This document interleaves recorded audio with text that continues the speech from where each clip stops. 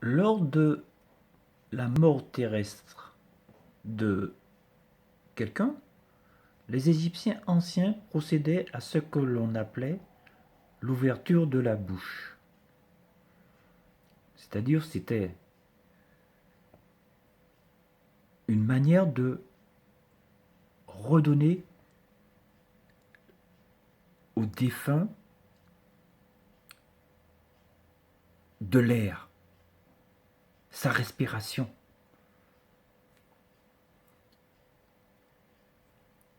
Cette coutume n'a pas été reprise par le christianisme. Par contre, vous pouvez observer dans la scène qui se trouve à droite, le personnage qui se trouve un peu à gauche, qui est vêtu d'une peau de léopard, c'est le prêtre Sem. Eh bien, qu'est-ce que le prêtre Sem fait? Il est en train d'encenser la scène, hein, et de bénir l'eau bénite. L'encens et l'eau bénite a été par contre reprise par le christianisme.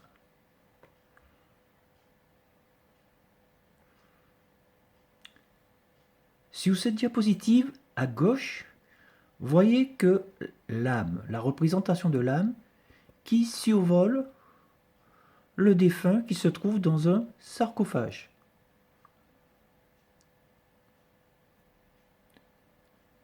L'âme, sous forme d'oiseau, qui a la tête du défunt.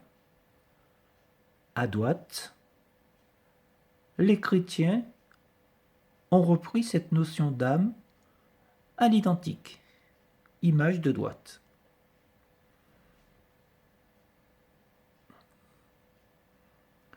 Ici, vous avez la famille sainte chrétienne, la sainte famille chrétienne, qui contemple les pyramides. Ça, c'est lors de sa fuite en Égypte.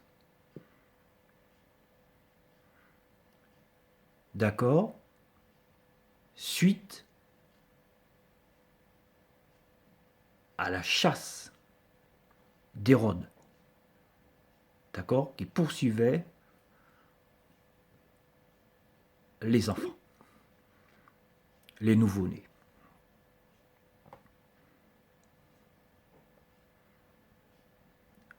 Enfin, pour cette partie, le porc. Le porc, vous savez très bien que le porc n'est pas mangé, par exemple, par les musulmans. La symbolique du porc, en fait, dans l'Égypte antique, était associée à Seth, c'est-à-dire celui qui a tué Osiris. C'est-à-dire Seth le criminel, hein, a été associé au porc. Les Égyptiens anciens, les pauvres, chez les Égyptiens anciens, mangeaient quand même le porc, les riches mangeaient le bœuf, mais les prêtres de l'Égypte antique ne mangeaient pas le porc parce que le porc était associé au criminel Seth, hein, cette manifestation divine, Seth qui avait assassiné son frère Osiris.